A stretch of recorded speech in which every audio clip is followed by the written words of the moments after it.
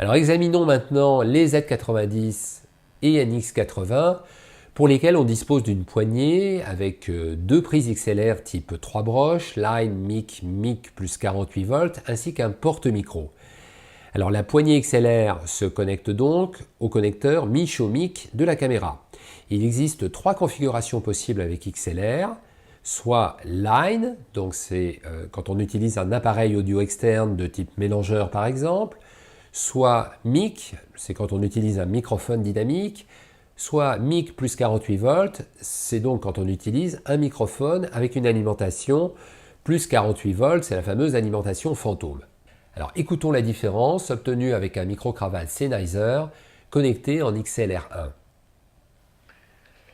Donc essai de son avec le micro interne du PXWZ90. Donc là c'est un essai de voix. Je suis en automatique, c'est-à-dire en mode en fait normal, hein, puisque sur le PXWZ90 il y a mode normal, mode élevé et puis manuel. Donc un essai toujours avec le PXWZ90. Cette fois je suis en XLR, en Channel 1, en auto. Donc c'est un essai de son, de restitution de la voix. Notez aussi l'existence de la fonction Low Cut qui rend la voix plus nasillarde mais qui combat les effets du vent. Cette fonction se règle dans ce cas dans la section des commutateurs et sélecteurs audio. Voici le rendu sonore. Donc toujours un essai de son avec le PXWZ90 en XLR, en auto, sans la fonction Low Cut, pour voir la différence avec et sans Low Cut, sachant qu'on est dans une pièce en intérieur, donc sans vent, mais ça devrait tout de même permettre de voir la différence. Alors, avec le micro XLR en Channel 1 et avec le Low Cut, Channel 1 Low Cut pour voir la différence avec et sans Low Cut. Alors attention à un piège dans le menu de la caméra quand Auto est sélectionné et que la poignée XLR est connectée au caméscope sans qu'aucun microphone ne soit raccordé en input 1 et input 2, le micro interne n'est pas sélectionné et du coup aucun son n'est enregistré. Dans ce cas, il faut sélectionner interne mic. Le piège est si grand qu'il est précisé dans la notice.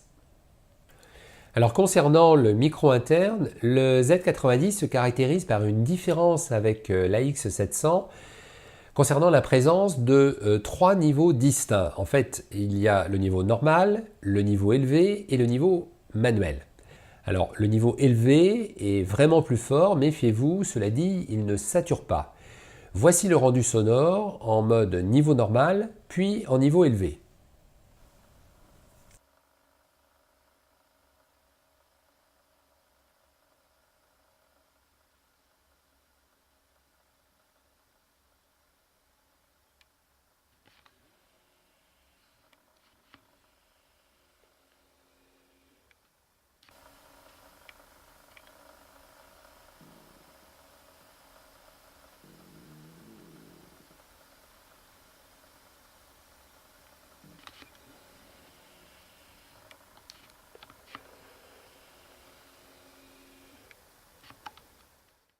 Alors sinon, quel micro choisir pour le porte-micro des NX80 et Z90? Alors, un des micros XLR parmi les plus pratiques, ça va être forcément un micro compact pour que l'extrémité du micro ne se voit pas en position grand angle.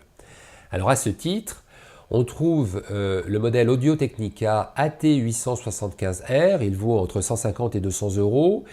Il s'agit d'un micro Canon unidirectionnel qui est d'ailleurs recommandé par Audio-Technica lui-même comme idéal pour les caméras compactes puisque sa longueur ne dépasse pas 7 pouces, soit 17,78 cm, et que par ailleurs il est moins sensible au vent que d'autres micros. Il faudra juste l'associer à un câble souple XLR mâle, XLR femelle qui s'appelle le XLR Patch. C'est un câble de 30 cm. Ce modèle fonctionne en alimentation fantôme. On recense aussi le très compact micro stéréo Sony ECM MS2 qui totalise une longueur de 13,7 cm seulement. Il vaut environ 270 €, c'est plutôt un micro d'ambiance. Enfin, en haut de gamme, on trouve le Sennheiser ME64 ou ME66 plus la capsule K6P qui vous tend les bras pour 15,5 cm de longueur seulement. Mais ce micro est un modèle haut de gamme qui vaut environ 400 €. Notez que la griffe arrière des Z90 NX80, qui se trouve sur la poignée, lorsque cette dernière est bien sûr fixée, est une griffe standard, sur laquelle on peut glisser un micro comme celui qu'on a vu plus tôt, le Videomic de Rode par exemple. Lors du déballage du caméscope, cette griffe doit toutefois être installée sur la monture, comme le montre ce schéma. Il existe également une deuxième griffe située, elle, à l'avant, pour y fixer une torche par exemple, ou bien un micro HF. Alors on a noté un manque, c'est qu'il n'y a aucun mixage possible entre un micro externe et le micro interne avec le AX700 ou entre la XLR et le micro interne caméra. Alors c'est dommage pour le son d'ambiance. Par contre, bien sûr, avec les NX80 Z90, vous pouvez bien entendu capter deux sources différentes avec deux micros XLR et mixer ensuite en post-production. On recense aussi la possibilité d'une synchronisation de la sortie audio, ça s'appelle chrono sortie audio. Cette synchronisation comporte deux choix possibles, direct ou synchronisation lèvres. Cette dernière, synchronisation lèvres, est utile en cas de raccordement à un enregistreur externe en HDMI. Enfin, notez que la manipulation de la poignée peut s'entendre éventuellement avec le NX80 ou le Z90 en position de caméra portée, car la proximité du micro sur un caméscope si compact peut rendre les bruits de manipulation assez audibles. La solution est d'en avoir conscience et d'éviter de bouger sa main en cours d'enregistrement.